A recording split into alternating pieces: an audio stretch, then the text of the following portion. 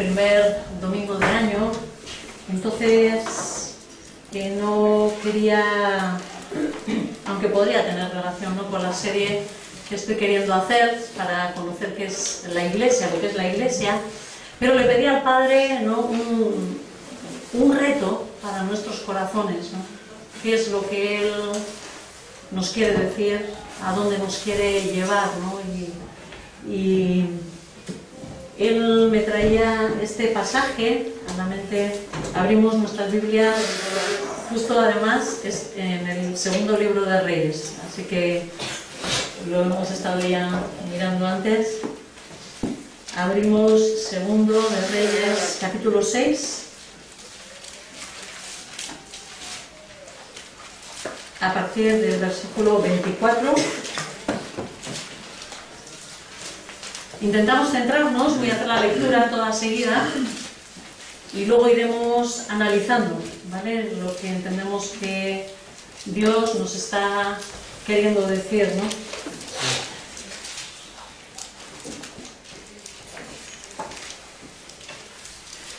Personalmente creo, ¿no?, y que Dios nos está queriendo levantar como hombres y mujeres de fe, y nos está llamando, ¿no?, a detectar nuestros temores.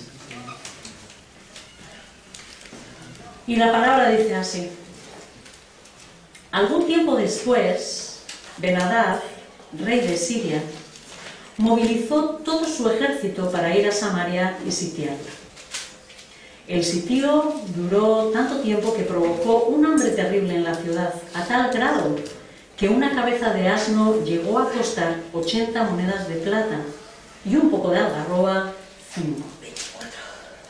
Un día, mientras el rey recorría la muralla, una mujer le gritó: «¡Sálvanos, oh mi señor el rey!». «Si el Señor no te salva», respondió el rey, «¿de dónde voy a sacar yo comida para salvarte? ¿Del granero? ¿Del lagar? ¿Qué te pasa?». Ella se quejó: «Esta mujer me propuso que le entregara a mi hijo para que nos lo comiéramos hoy y que mañana nos comeríamos el de ella. Pues bien, cocinamos a mi hijo y nos lo comimos. Pero al día siguiente, cuando le pedí que entregara a su hijo para que nos lo comiéramos, resulta que ya lo había escondido». Al oír la queja de la mujer, el rey se rasgó la vestidura. Luego reanudó su recorrido por la muralla y la gente pudo ver que bajo su túnica real iba vestido de luto.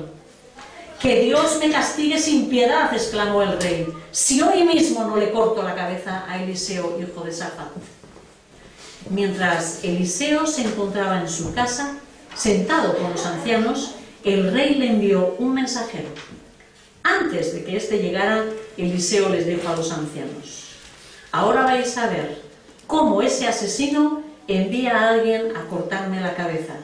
Pues bien, cuando llegue el mensajero, atrancad la puerta para que no entre. Ya oigo detrás de él los pasos de su señor».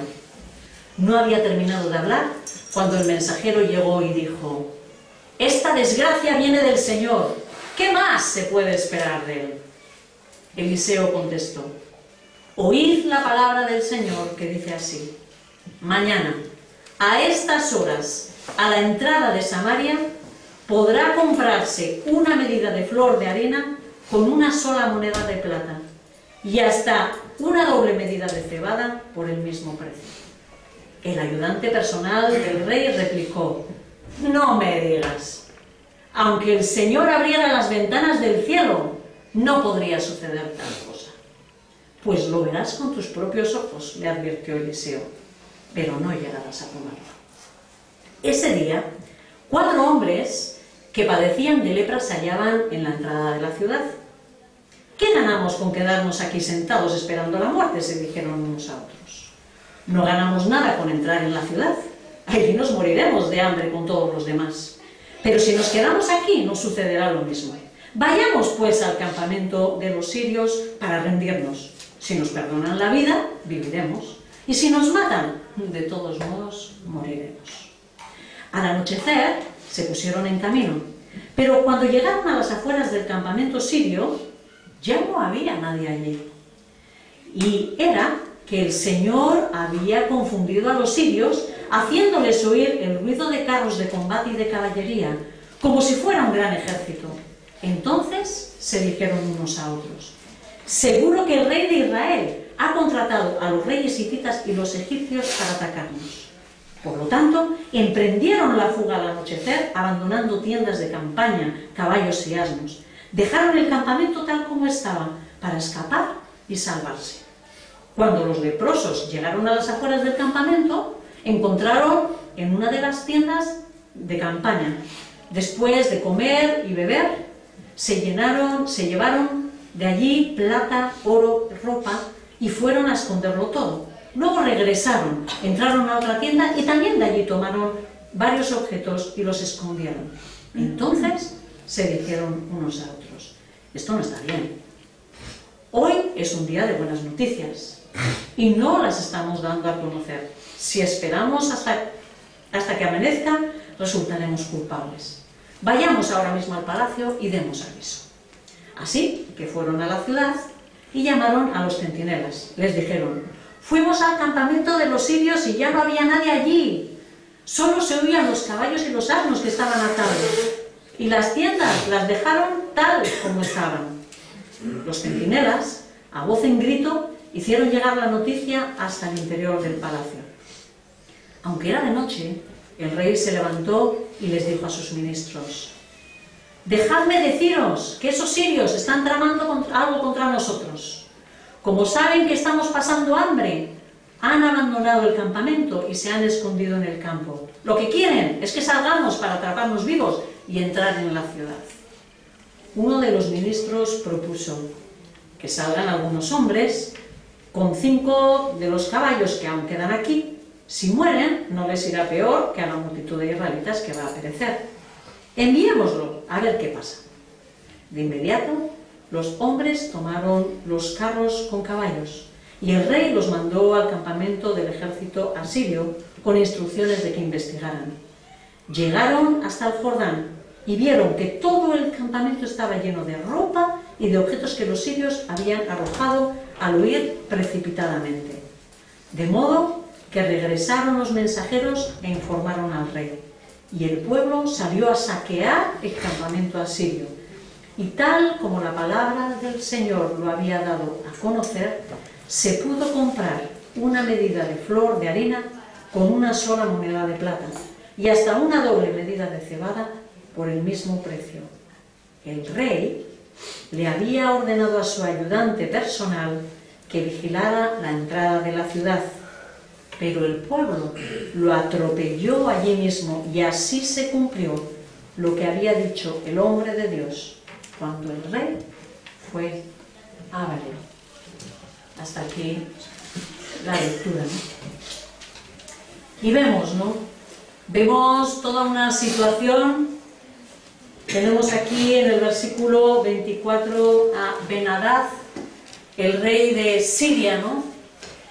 Y en la lectura anterior, digamos, en el contexto inmediato, justo antes, lo que nos ha narrado la palabra es como Eliseo, por intervención divina, había capturado a todo el ejército sirio y lo había llevado hasta Samaria.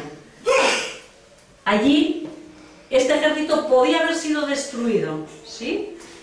Había habido confusión, vamos a decir, en el ejército, había sido cegado el ejército y Eliseo les había guiado hasta la ciudad de Samaria y allí el rey pidió permiso para matarlos a todos y sin embargo Eliseo le dijo que no había que matarlos, había que darles de comer, había que darles de beber, más bien mostró su misericordia sobre el ejército sirio y los mandó de vuelta para que Ben-Hadad, el rey de Siria, viera del poder de Dios, que Dios no necesita más que un solo hombre para poder derrotar a ese ejército, ¿no?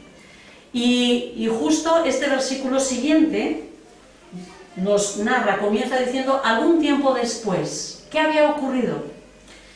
Que Dios había dado una lección a Ben-Hadad.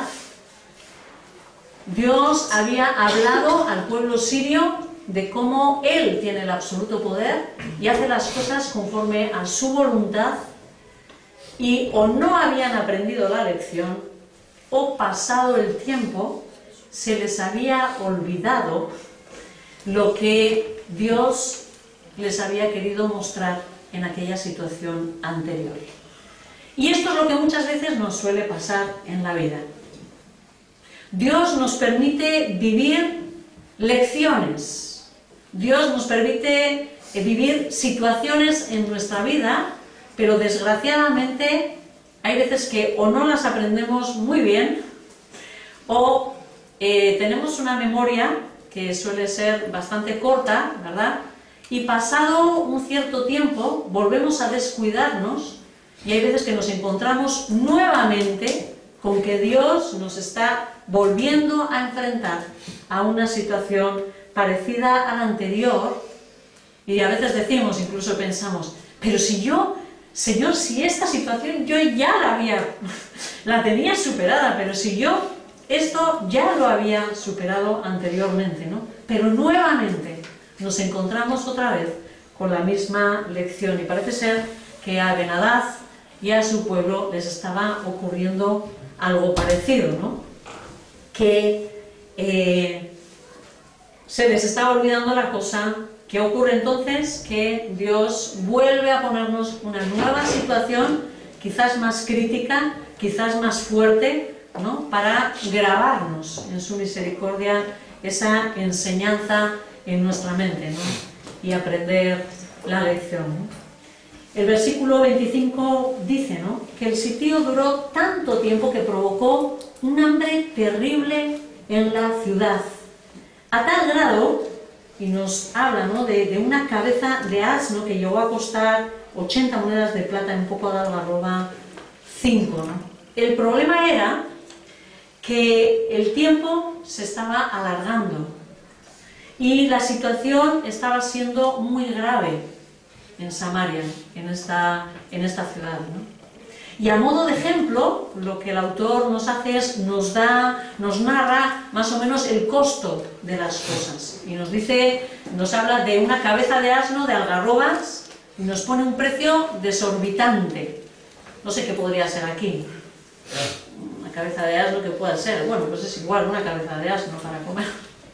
Que apenas tiene carne, o sea, que no sería precisamente lo que uno lo sintiese como abundancia, ¿no?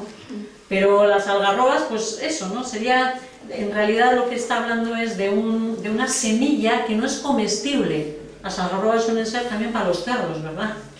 Sin embargo, estaba hablando de cosas que costaban muchísimo dinero, pero por la escasez que había. Tal era el hambre, que todo estaba desorbitado, ¿no? Pero, ¿por qué habían llegado a esta situación de desgracia? Quizás es el quid de la cuestión. Manteniendo este capítulo, nos buscamos en el mismo libro, del Segundo de Reyes, capítulo 3, y vemos qué es lo que la palabra nos dice de este rey. El rey que en ese momento estaba gobernando Israel es Joram. Y nos dice así los 3 primeros versículos.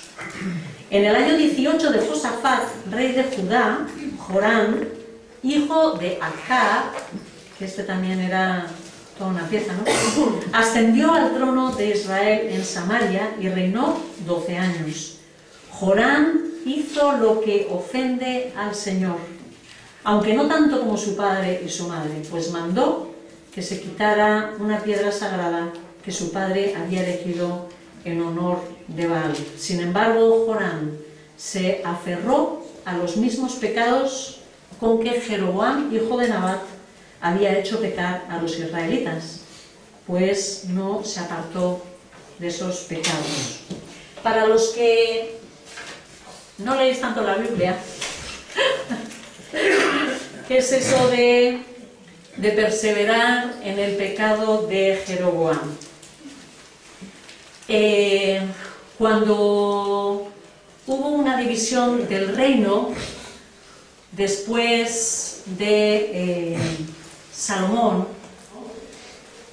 lo que hicieron fue dividirse el territorio en el reino del norte y el reino del sur, ¿vale?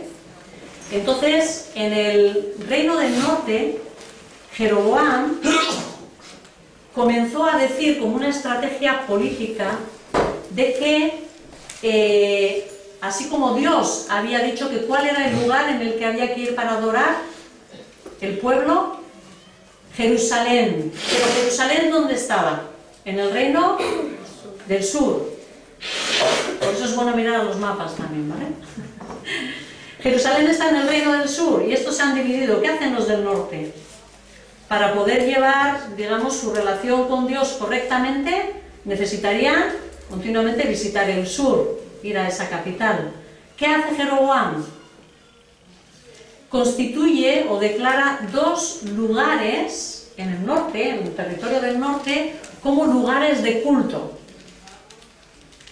Y para que los israelitas tuvieran algo visible a lo que adorar, hace dos becerros. Así como Aarón, ¿os acordáis que cuando estaban en el desierto ya hicieron un becerro? Y Aarón les dijo, este es Dios, que nos ha liberado de Egipto. Exactamente lo mismo hace Jeroboam.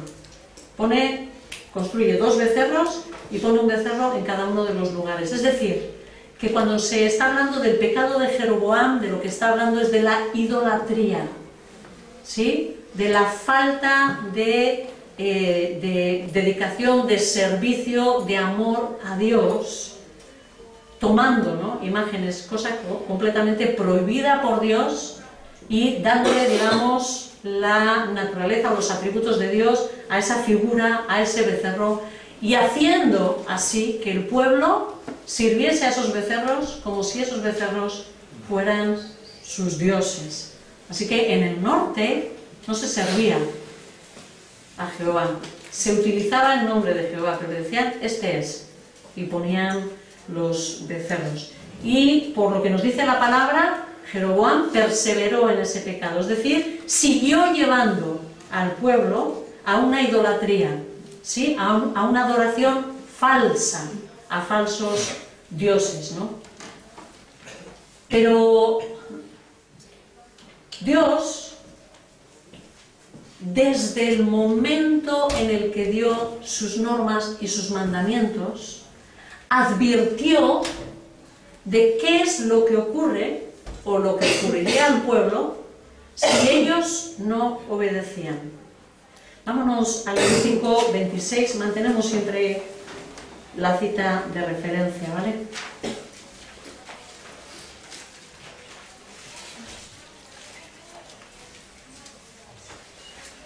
Lo que hemos visto que estaba ocurriendo en Jerusalén, no sé si os ha parecido fuerte la escena de esta mujer que está diciendo, tomemos un acuerdo, nos comemos primero a tu hijo y mañana nos comemos al mío. ¿Es fuerte o no es fuerte la situación? ¿O será que solo me sorprenden a mí estas cosas?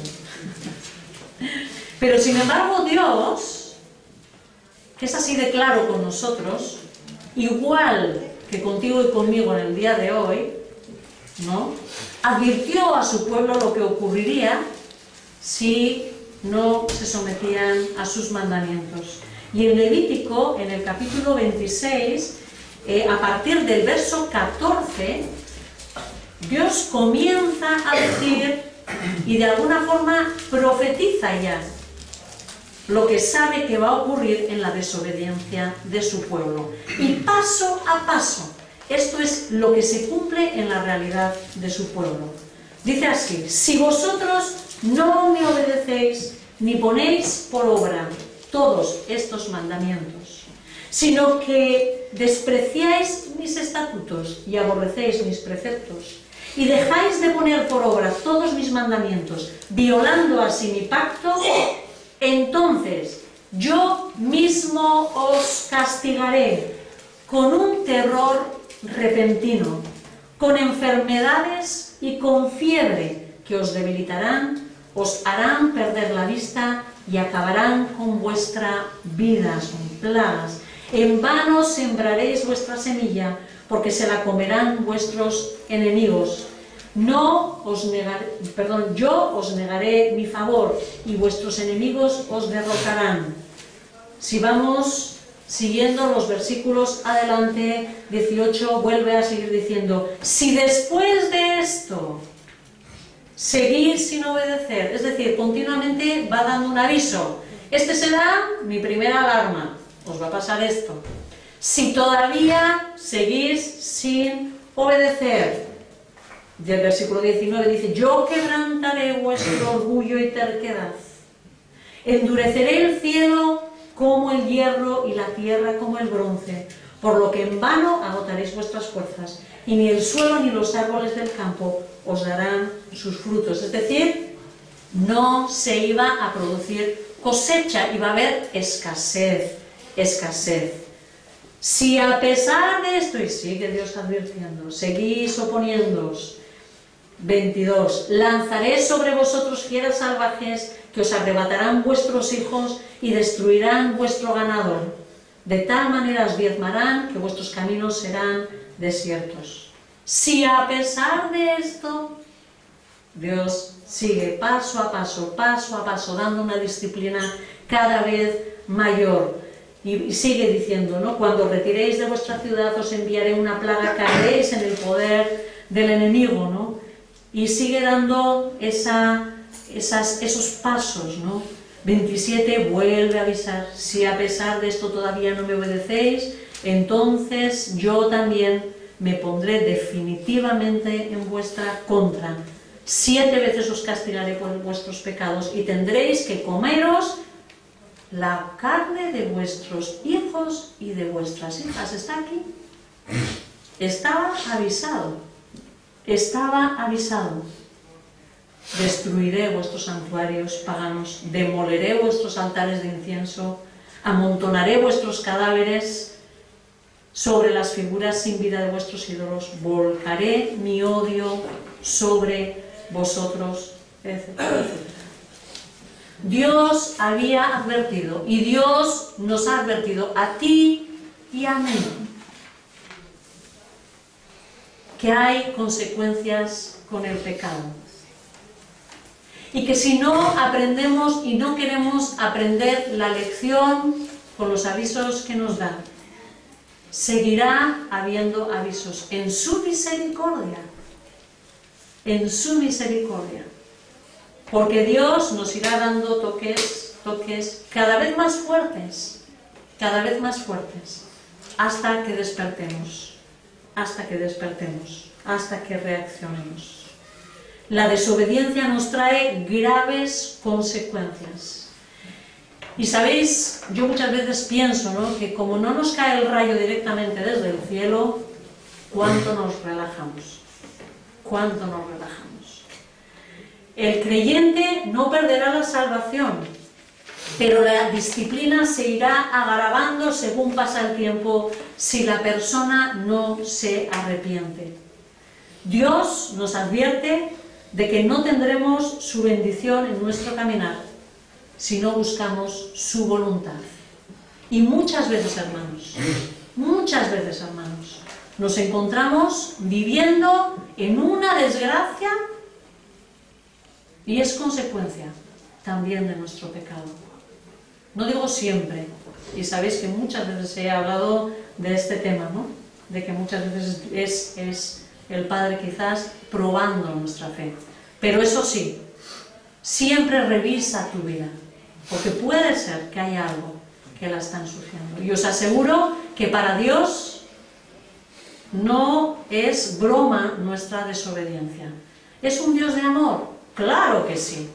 Si no, nos hubiera fulminado desde el principio. Es su misericordia la que hace que poco a poco las desgracias vayan cada vez, ¿no?, en aumento, porque quiere trabajar con nuestras vidas, porque quiere nuestro arrepentimiento, porque quiere que nuestros corazones se vuelquen para hacer verdaderamente su voluntad, no la nuestra, que muchas veces tanto nos cuesta cederle a Él ese lugar que Él se lo merece por ser quien es. Y en muchos de nosotros lo ha comprado, ¿verdad? Y lo ha pagado con autoridad, y siendo Él nuestro Señor, ¿no? Volvemos al texto, versículo 26 y 27.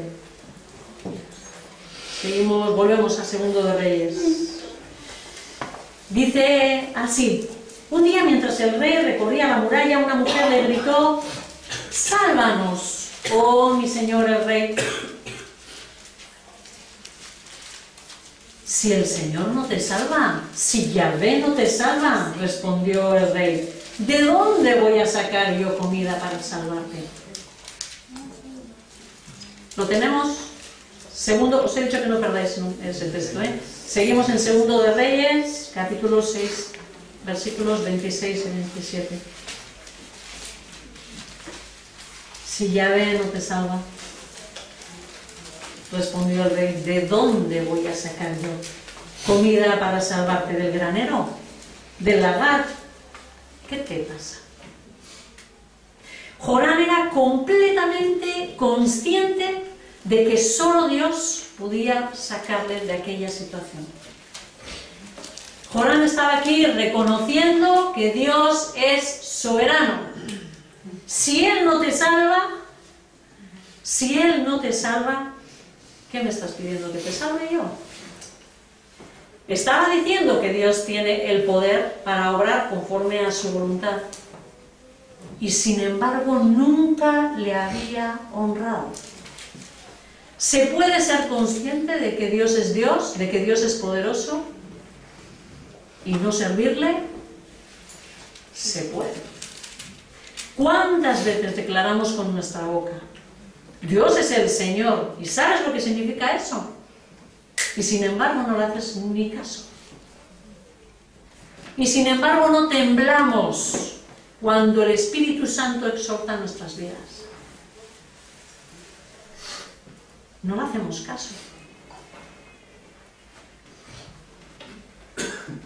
Se puede saber de la grandeza de Dios y no vivir en consecuencia y no temblar. Dios nos advierte de que no tendremos... Perdón, me he ido a otra línea. Joram vivía un sincretismo, es decir, una mezcla de ideas. Joram vivía hablando de Dios, porque conocía perfectamente su nombre, Yahvé, pero adorando a otros dioses. Joram vivía haciendo una mezcla. Esto es muchas veces lo que ocurre dentro del pueblo, que nos llamamos el pueblo de Dios. Y sin embargo, dentro de nosotros, dentro de nuestros corazones, hay muchos altares levantados, ¿no? Hablamos de Dios, hablamos del poder de Dios, y nuestros corazones y nuestros sentimientos honran a nuestros propios deseos. ¿Sí? A nuestra vanidad, a nuestros anhelos, a nuestros sueños. Tenemos muchos altares muchas veces. Decimos que amamos a Dios, decimos que honramos a Dios, y sin embargo nuestros corazones muchas veces están divididos. Y Dios nos está llamando a arrepentirnos. Saltamos al versículo 30, 30 y 31. Al oír la queja de la mujer, el rey se rasgó las vestiduras. Luego reanudó su recorrido por la muralla y la gente pudo ver que bajo su túnica real iba vestido de lino. ¿Y qué declara Joram? «¡Que Dios me castigue sin piedad!», exclamó el rey, «si hoy mismo no le corto la cabeza a Eliseo, hijo de Safat». El rey contempló con claridad delante de sus ojos las consecuencias de su pecado. Pero en vez de arrepentirse de su actitud, ¿qué hace? Arremete contra Eliseo, el profeta que con toda probabilidad le había advertido de lo que le iba a ocurrir. Esta actitud es muy frecuente en las personas que andan enredadas en algún pecado. Gente que no quiere soltar su pecado, gente que no está dispuesta a cambiar, gente que no quiere arrepentirse.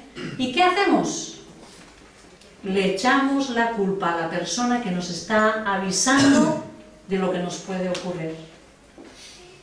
Lógicamente, el blanco normalmente somos nosotros, ¿verdad? Y se empiezan a meter con nosotros, a calumniar, a hablar mal, a decir cosas que no son. ¿Por qué? Porque no quiero soltar mi pecado. Y me molesta la palabra, me molesta. O que un hermano venga y me exhorte y me diga algo. Me molesta. ¿Qué hago? Le cortaré la cabeza. ¿No? Le pondré a caldo. Le tiraré por tierra su reputación. Haré lo que sea para destruir a esa persona. Me molesta. Me molesta la palabra de Dios. ¿Por qué? Porque no hay paz en mi corazón. Porque mi corazón no está a cuentas con Dios. Porque estoy queriendo ocultar un pecado y pasar por creyente. ¿Verdad? Y me he puesto una máscara.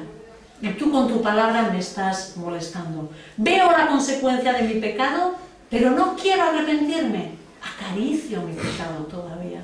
¿Verdad? Y entonces es como algo infantil. ¿Qué hacen los niños, no? ¿Qué hacen los niños cuando alguien le ha delatado o le ha dicho esto está mal, le voy a decir a la mamá?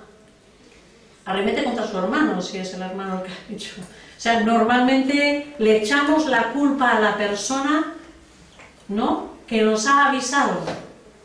No somos maduros para escuchar la exhortación y decir, ¿es verdad o no es verdad? ¿Estaba haciendo ese mal o no estaba haciendo ese mal? ¿Me estoy comportando bien o no me estoy comportando bien? No. Lo que hacemos es oídos sordos y ataque. Empezamos a hablar o a echar balones fuera, ¿no? Como se dice aquí, ¿no? Es una actitud infantil, en realidad no tiene lógica, pero es muy frecuente, echar la culpa a otro, comienzo a criticar a otro, ¿no? Hago mal, pero como no quiero cambiar, proyecto mi ira de lo que yo estoy viviendo contra otro. Versículo 33. No había terminado de hablar Eliseo cuando el mensajero llegó y dijo, esa desgracia viene del Señor. ¿Qué más se puede esperar de él? El mensajero que el rey envía para cortar la cabeza a Eliseo hace una declaración que revela el corazón del rey y muy probablemente el corazón del mismo mensajero. Esa desgracia viene del Señor. ¿Qué más se puede esperar de él? Y nuevamente está haciendo una declaración de la soberanía de Dios. Porque Dios es el que envía el bien y Dios es el que envía el mal. Él gobierna y tiene un propósito para cada cosa que ocurre. Y vamos a verlo en la palabra, ¿no? Proverbios, en el capítulo 16.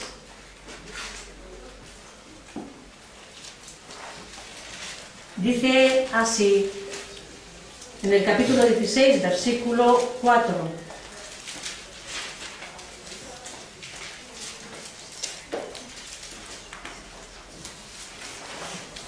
Toda obra del Señor tiene un propósito.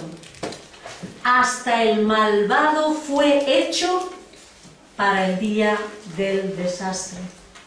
Todo está controlado por Dios. Y los juicios también vienen de su mano. No va a ocurrir absolutamente nada, ni un solo desastre que no lo permita el Señor. Hay veces que lo enviará en juicio, Hay veces que simplemente permitirá que salga ese mal del corazón de las personas, pero todo bajo el control de Dios. No hay un rayo, si no hay un pelo que caiga en nuestra cabeza, ¿cómo va a haber algo, no? que pueda ocurrir sin que Dios lo esté controlando y sabiendo siempre hasta dónde llega, ¿no?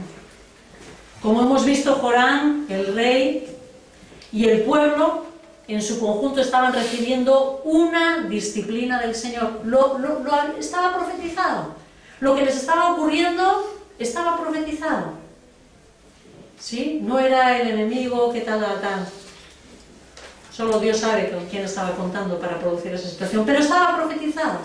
Era algo que ya estaba escrito, ¿no? Y lo estaban viviendo. Pero la siguiente frase no es de arrepentimiento. ¿Sí? Hay una frase de soberanía, Dios, todo esto viene de Dios, sabemos que es Él. Pero no dice vamos a arrepentirnos, sino que dice, ¿qué más se puede esperar de Él? ¿Y ahora qué me va a hacer?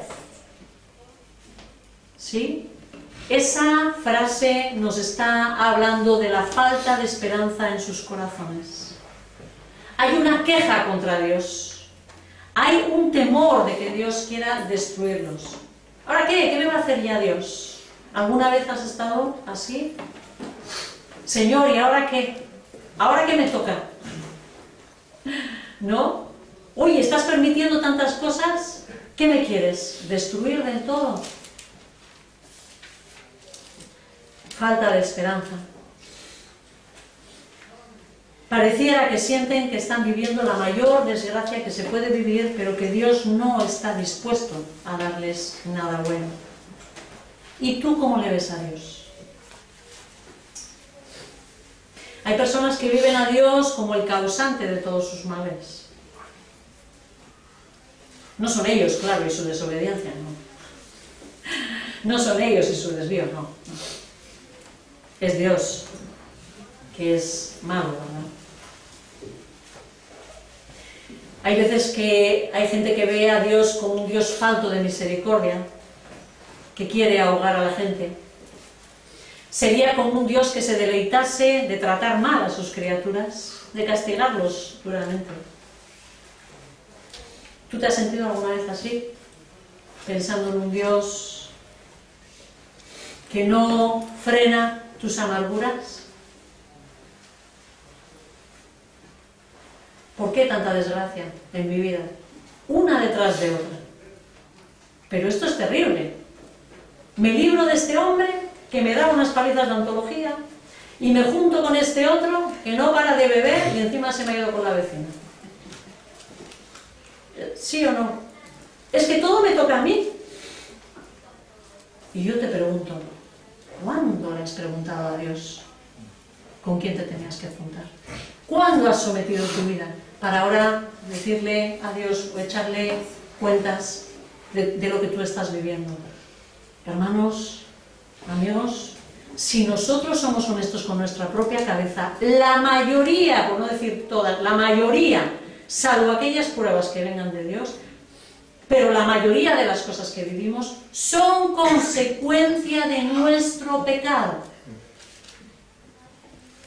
de decisiones erróneas, de no haber preguntado a Dios en su momento qué es lo que tengo que hacer y haber parado hasta escuchar lo que Dios quiere.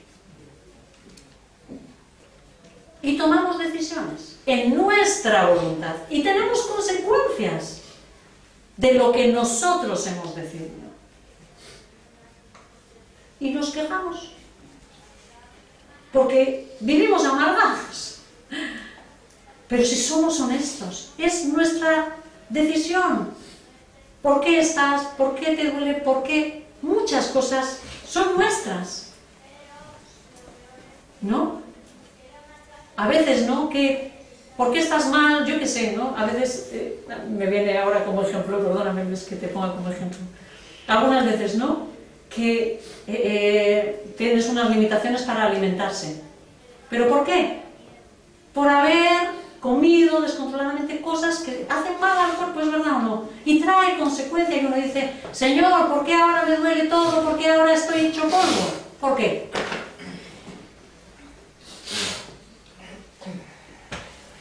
porque no me cuidé, porque hice un desastre con lo que Dios me dio. Y así, casi todas las áreas de nuestra vida. Escucha la queja de tu corazón, escucha la queja de tu corazón. ¿De qué te estás quejando? ¿De verdad?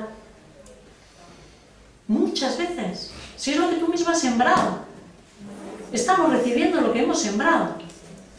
Malas decisiones, no someternos a Dios. Dios nos dice que nos va a bendecir. Y no nos sentimos bendecidos, ¿pero por qué? ¿Le preguntaste a Dios?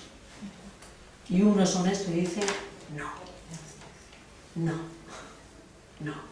Y tenemos muchas veces la consecuencia de lo que nosotros hemos escogido.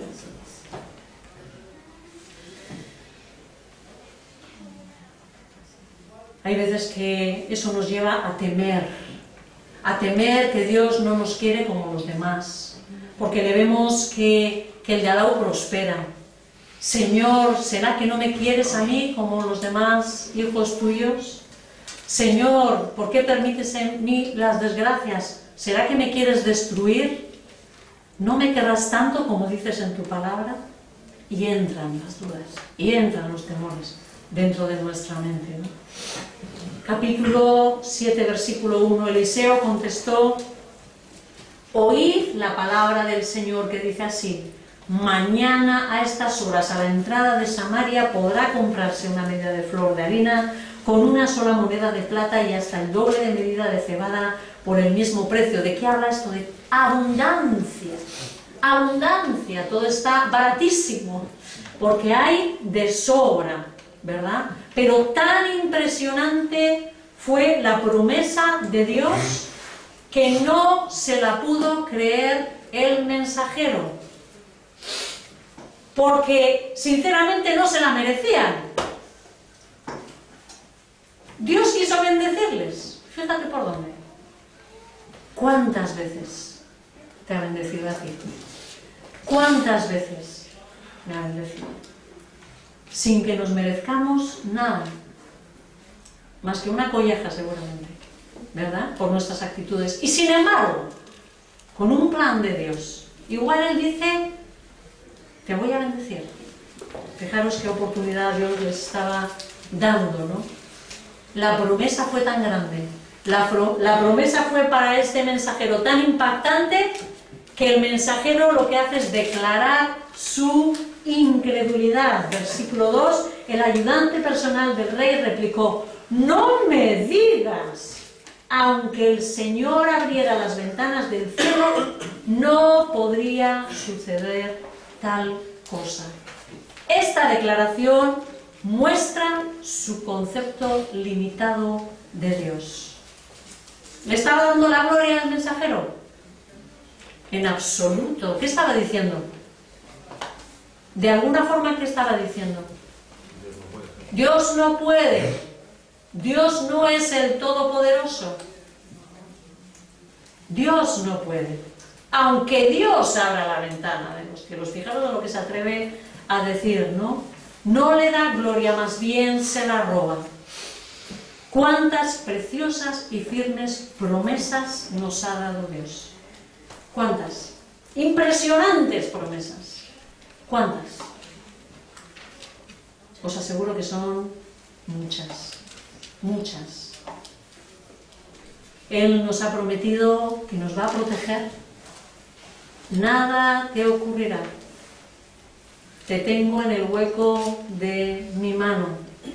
Nos ha prometido: contigo estaré siempre, nos va a acompañar. Nos ha prometido que nada nos faltará, que nos va a proveer todo lo necesario. Busca primero el reino de Dios y su justicia. Todas las cosas se te darán por añadidura, ¿verdad? Nos ha prometido guiarnos,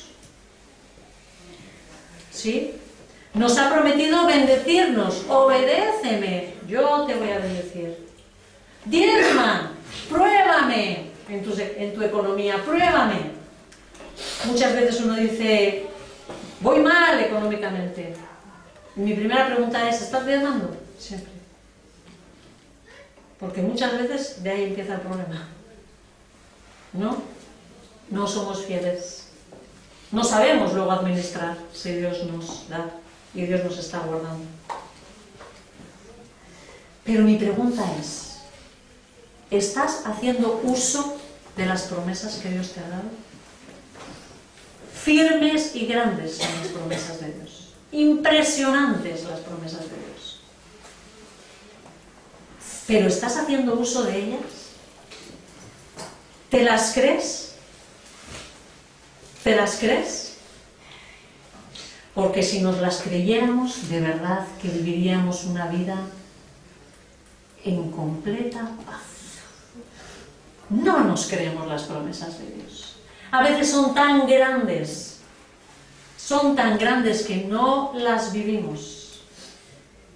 Y nuestra mente y nuestro corazón está lleno de dudas, lleno de zozobra, porque no creemos a Dios.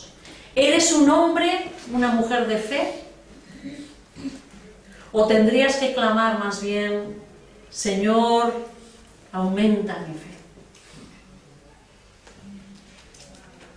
¿Le creemos a Dios cuando Dios nos ha prometido que nos dará su Santo Espíritu y que lo tenemos y que nos va a guiar y nos va a enseñar todas las cosas? Que Él ha puesto sobre nosotros sus ojos y que nos guiará en el camino en el que debemos de andar. Y sin embargo nunca esperamos. Tenemos un deseo en nuestro corazón y salimos corriendo a hacerlo. ¿Es verdad o no es verdad? Tomamos la decisión precipitada. No es verdad que preguntamos, no esperamos, no le creemos.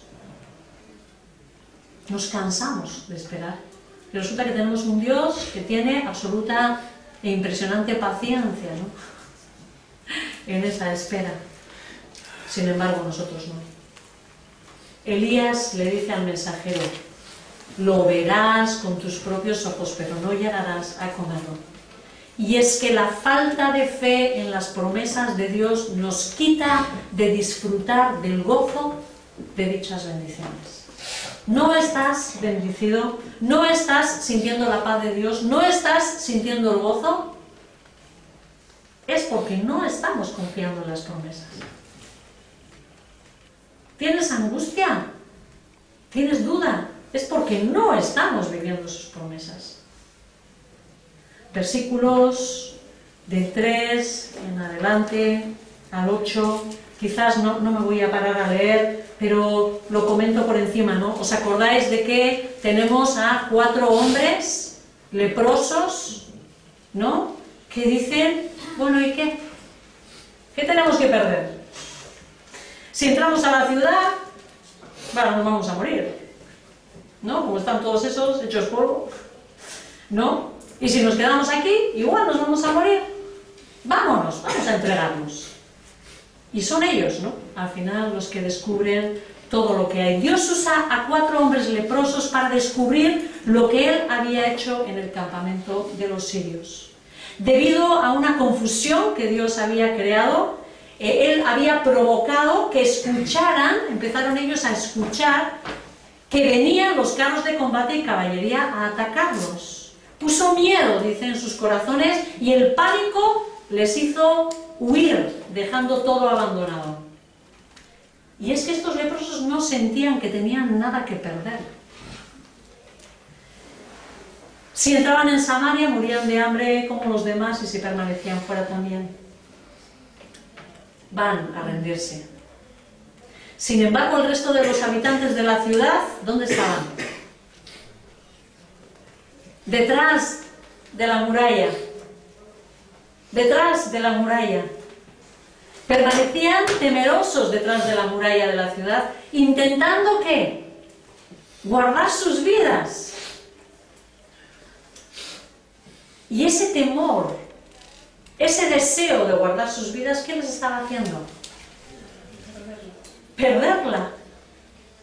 Perderla. Porque estaban condenados a morir de hambre. Y muchas veces el temor nos paraliza, nos hace perder la vida. Y el que siente que no tiene nada que perder, el que no se siente atado a nada, el que no tiene miedo de perder, ese se atreve a lanzarse, ¿no? Ese se atreve a arriesgar. Y esto precisamente fue lo que permitió, ¿no?, que al final tuvieran vida, ¿no? El que está atado a cosas o personas y teme por guardarlas, ese temor le paraliza. De verdad, Dios me hablaba de que tenemos que analizar nuestras vidas y descubrir cuáles son nuestros temores. ¿Qué es lo que nos está paralizando de servir a nuestro Dios como deberíamos de servirle? Cada uno tenemos temores, y muchas veces no uno, varios.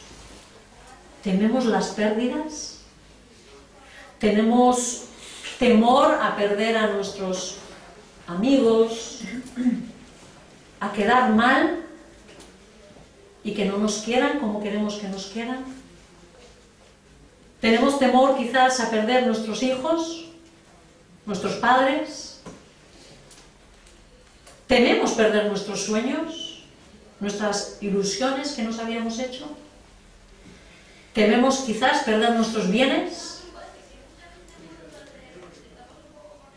Tememos quizás perder el poder adquisitivo. ¿A qué temes? Solo te digo que el temor es destructivo y paralizante. Y paralizante. Versículo 9 dice: entonces se dijeron unos a otros, esto no está bien. Hoy es un día de buenas noticias y no las estamos dando a conocer. Si esperamos hasta que amanezca, resultaremos culpables. Vayamos ahora mismo al palacio y demos avisos. Los leprosos tienen misericordia de los habitantes de Samaria. Bueno, quizás misericordia, quizás temor.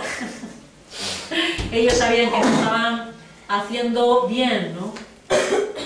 Muy probablemente, quizás, si llegaba el día, ¿no?, y la gente veía que algo estaba pasando, hubieran sido culpados, o quién sabe, ¿no?, de traición o de falta de compañerismo. La cuestión es que ellos toman la decisión y dan el aviso.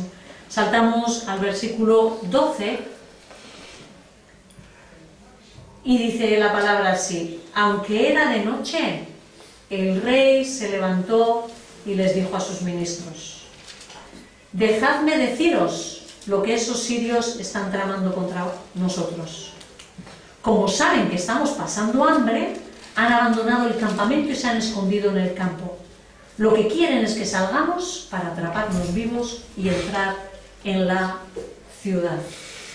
Y el rey otra vez muestra su falta de fe. Había llegado la noticia que en el fondo podía estar anhelando su alma. Ser libre ya de esa situación. Ser libre, ¿no? Y que la abundancia otra vez llegase a Samaria. Y sin embargo, tuvo miedo. Y no creyó el anuncio. Su corazón no le permitía creer las buenas noticias de lo que Dios había hecho. Incluso creer que Dios quería algo bueno para él. Y manifestó temor a que se le quisiera hacer mal. Manifestó desconfianza. Y esta actitud le hubiera podido llevar ¿a qué? A morir. A morir. Esta actitud le podía haber llevado a una autodestrucción y a la destrucción de todos los que le rodeaban. Porque si él no creía el anuncio, permanecería escondido, queriendo protegerse en su muralla, como hacemos muchas veces. Nos protegemos dentro de nuestra muralla, ¿no? Y no queremos que nadie pase, que nadie entre, que nadie muchas veces nos conozca. Es algo meditando yo últimamente en los miedos, ¿no? Señor, quiero dar en el blanco cuando hable, por favor.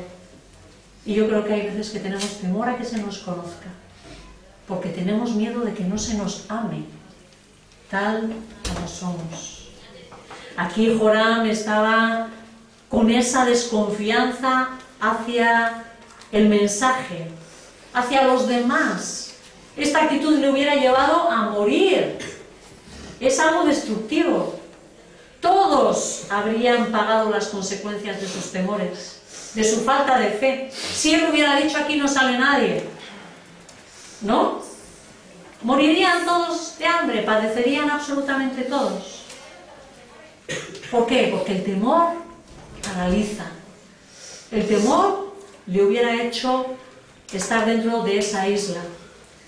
¿Hay algún temor que te está paralizando a ti espiritualmente? ¿Tienes miedo a los demás? ¿Tienes desconfianza? ¿Es eso lo que hay en tu corazón? ¿Desconfías de las personas que te rodean? ¿Desconfías de tus hermanos en la fe? ¿Desconfías de Dios y de sus promesas? ¿O te apoyas en ellas? ¿Sientes que estás creciendo en Cristo o te sientes paralizado?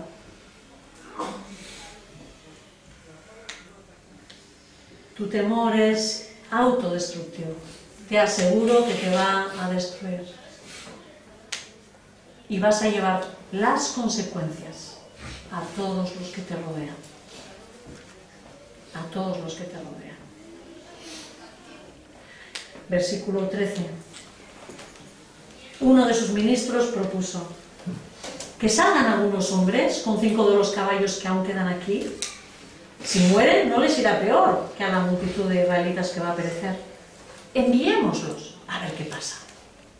Uno de los ministros creyó el mensaje y propuso probar. Dijo, vamos, Señor, vamos a intentarlo, ¿no? ¿Qué ocurrió? Que la abundancia llegó al pueblo. Todos pudieron disfrutar del milagro que Dios, en su misericordia, había hecho a su favor. No se lo merecían, no se lo merecían. Fijaros qué situación estamos hablando que había, ¿no? Sin embargo, Dios lo había querido entregar. Dios había decidido ayudarlos y bendecirlos. Por la fe de un hombre, todos gozaron de la bendición de Dios. ¿Serás tú esa persona en medio de los que te rodean?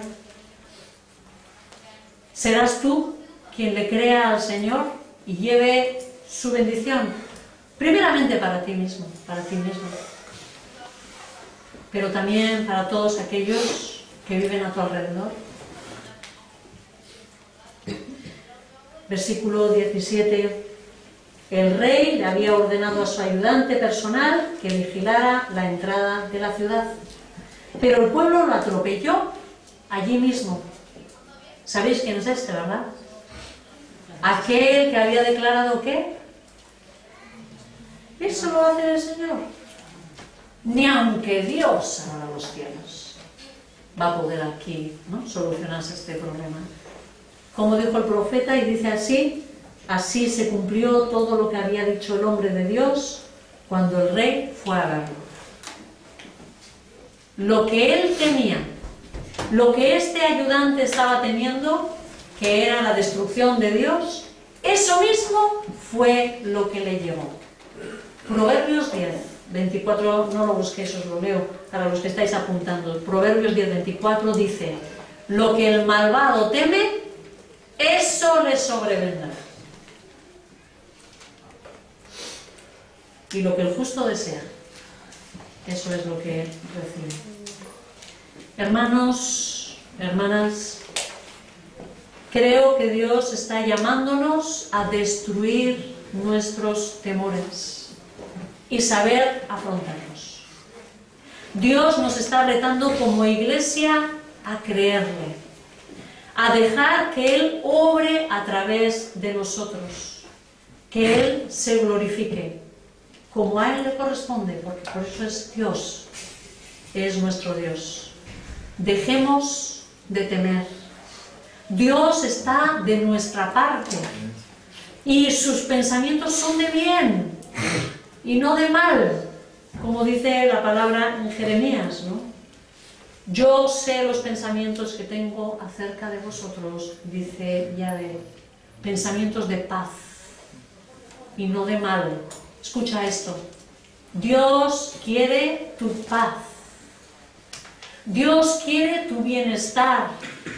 Dios te quiere hacer bien. Su pensamiento es de paz. Él te quiere ayudar. Dejémonos ayudar. Volvamos a ese camino que tenemos que volver. No levantemos nuestras murallas para guardarnos detrás de ellas. No temamos. Dios no nos quiere hacer mal. Cuando Dios exhorta, cuando Dios nos advierte, no te desvíes. Es para nuestro bien. Dice el profeta, entonces me invocaréis y vendréis y oraréis a mí y yo os oiré. Y me buscaréis y me hallaréis. ¿Por qué? Porque me buscaréis de todo vuestro corazón.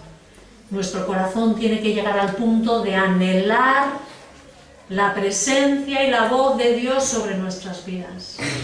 Cuando le busquemos de todo corazón, Él se va a manifestar a nosotros y nos va a permitir encontrarlo. ¿Quieres escuchar la voz de Dios? Está ahí preparada. Está preparada para nosotros. Y a veces vivimos como si no tuviéramos un Dios que nos guía, como si no supiéramos a dónde vamos, como si no supiéramos qué hacemos en la tierra. Qué triste. Dios es un Dios que guía. Dios es un Dios que ama. Dios es un Dios con propósitos. Dios es un Dios que ha grabado y ha puesto su espíritu en nosotros para llevarnos a un buen fin. Lo que Dios quiere es bueno. Bueno en gran manera. Arrepintámonos de nuestra falta de fe. Porque nuestra falta de fe ofende a Dios. Le estamos diciendo lo mismo que el mensajero. No te creo. No creo que Dios es capaz. No creo que es posible solucionar mi situación. Le estamos haciendo a Dios un Dios impotente. Le restamos su gloria. Busquémosle con la convicción de que Él quiere ser hallado. Dios quiere manifestarse a nosotros. No nos quiere dejar perdidos, como ovejas sin pastor. El salmista dijo, busqué al Señor y Él me oyó y me libró de todos mis temores. Dios te quiere en su presencia. De momento el enemigo está robándonos, os lo aseguro, está robándonos a través de los miedos que ha puesto en nuestros corazones. Pero sabéis qué es lo que el enemigo quiere hacer, ¿verdad? No solo quiere robar, sino luego matar y destruir. Abramos los ojos, hermanos. Que eso es un nivel de destrucción cada vez mayor, ¿verdad? Solo vamos a poder recuperar terreno cuando desarrollemos nuestra fe. Y la fe es ese escudo que nos protege de los dardos de fuego del maligno. ¿Y cómo viene esa fe que necesitamos? Por la palabra. Por la palabra de Dios. Por su presencia. O la palabra revelada, que no va a ser nunca distinta de la palabra revelada, ¿verdad?, que tenemos recogida como la Biblia. La fe viene por el oír. ¿Quieres recuperar tu fe? ¿Quieres levantar tu fe? ¿Quieres ser un hombre y una mujer en quien Dios pueda confiar? ¿En quien Dios se quiera deleitar?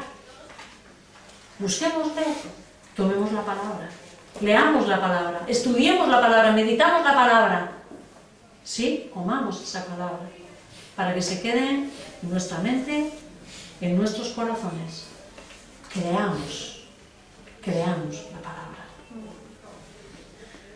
Señor, queremos venir a ti pidiéndote perdón, bendito Dios, porque estamos tan atrapados detrás de esas murallas, Señor, con tantos temores, Señor, que nos impiden ver la bendición de todo lo que tú has declarado para nosotros. Haznos libres, Señor, haznos libres, verdaderamente libres, como tú prometes en tu palabra. Ayúdanos a saber vivirte como ese Dios todopoderoso, ese Dios para el cual no hay límites, el Dios que puede abrir los cielos, el Dios que puede cerrar los ojos, confundir ejércitos, traer victorias por un solo hombre, hacer lo que quiera, Señor. Ese es nuestro Dios. Queremos creerte, Señor. Queremos aprender a vivir tus promesas día a día, Señor, y ver cómo nuestros temores caen. Caen, Señor. Libra a tu pueblo, Señor, del temor a perder el afecto de los demás. Libra a tu pueblo, Señor, del temor de perder las relaciones con otros seres queridos. Libra, Señor, a tu pueblo de perder bienes o poder adquisitivo, Señor.